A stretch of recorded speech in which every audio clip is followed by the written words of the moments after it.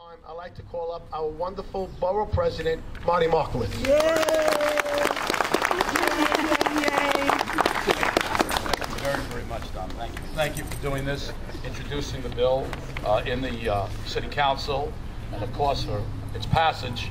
And if you want to get an idea what Ken meant to all of us within this group here, we have more elected officials than I've seen in almost any event. And believe me, district leaders, civic leaders, unbelievable.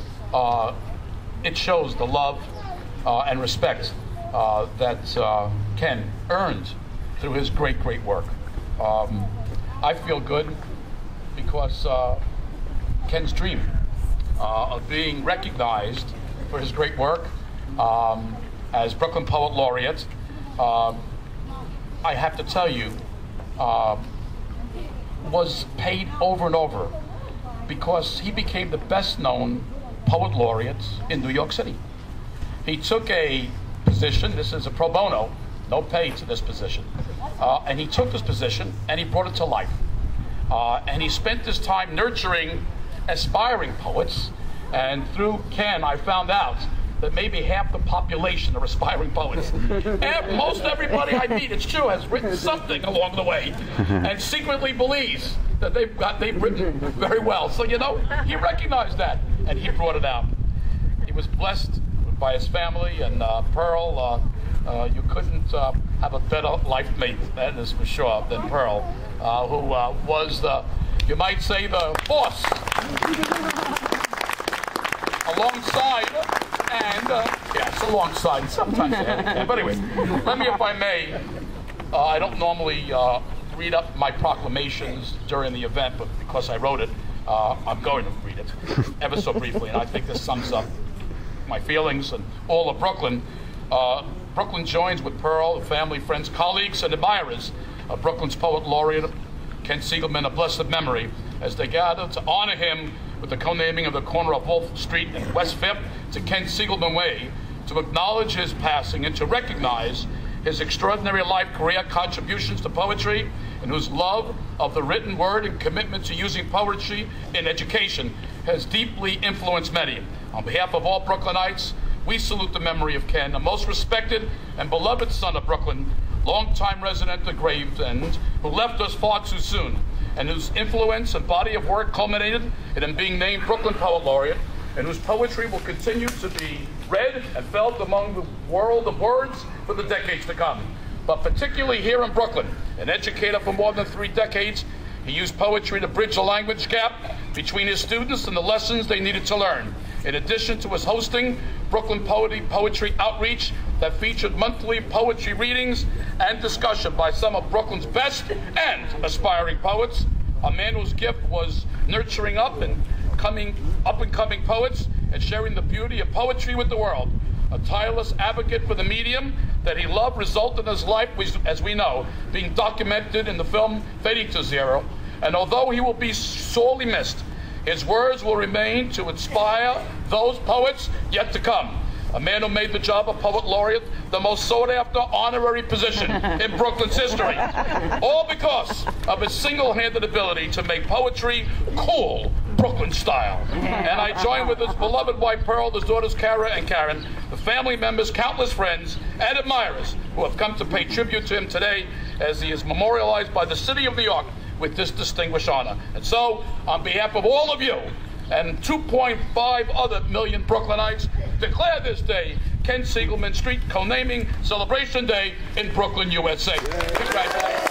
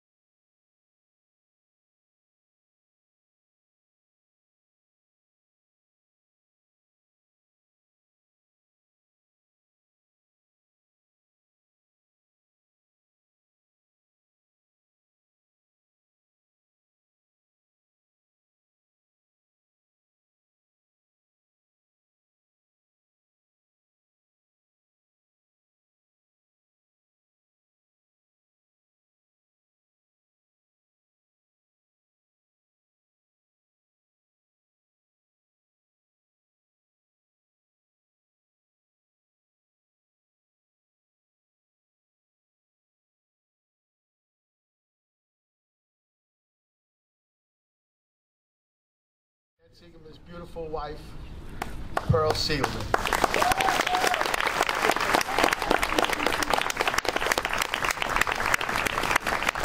Hi, Joe.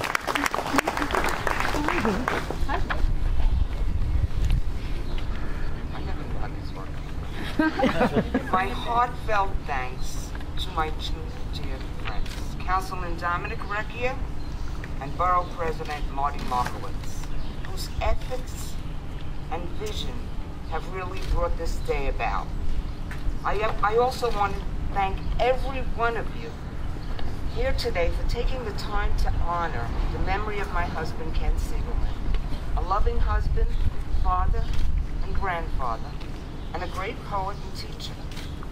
I met Ken when I was 13 years old, and I shared the next half century with him. We were soulmates. For 3 decades, Ken taught social studies at Lincoln High School, and there are people here today who have come from far places from Brooklyn because they remember C, that's what he used to be called, and were touched by his passion for learning and his motivational abilities. I welcome you in his name. Ken taught us all the invaluable lessons, most notably how to live with honor and how to die with dignity. On the updated Borough President's website, it says that Ken Siegelman's words will live on to attract new readers, inspire young artists, and encourage Brooklynites and all the citizens of the world to keep navigating the highs and lows of the human experience. As my daughter Tara, sitting right over there, said in her interview with Silvana Gallardo, the director of the movie Fading to Zero, it was as if my father was someone else in a different world. I can't even fathom how he got all of that knowledge. He was never really out of the country or any one of those places that he wrote about, but it's like he was there. Perhaps as a counter to his own situation, Ken developed an almost supernatural ability with animals and children. He could look at any cat or dog and identify all the breeds which made up its pedigree. Once, when he was in a coma for 2 solid weeks, it was the voice at his bedside of our family's godfather, Mike Geller, that spurred him to wake up when he said, "Get up, Kenny, let's get a puppy."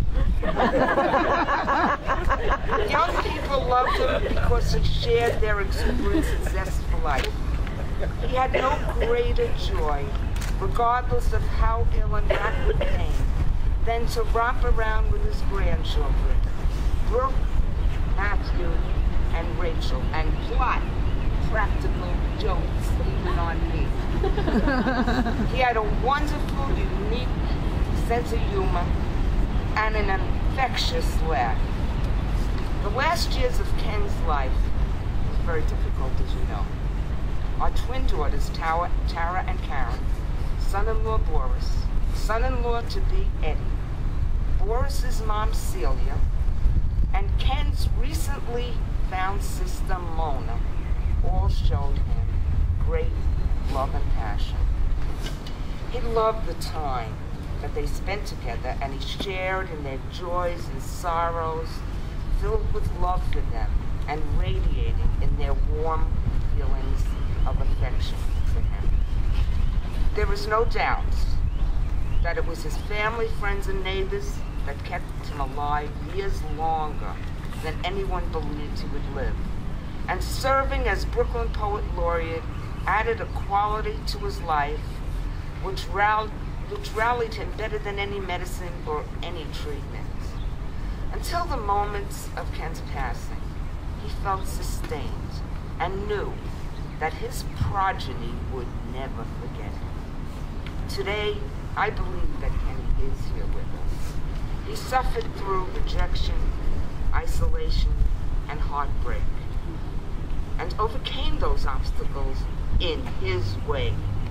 As we speak, the documentary about his life, Fading to Zero, is being considered by major broadcast outlets for a national showing. Better than anyone, I know just what Kenny's thinking. In the words of Lou Gehrig, today I consider myself the luckiest man on earth. Thank you.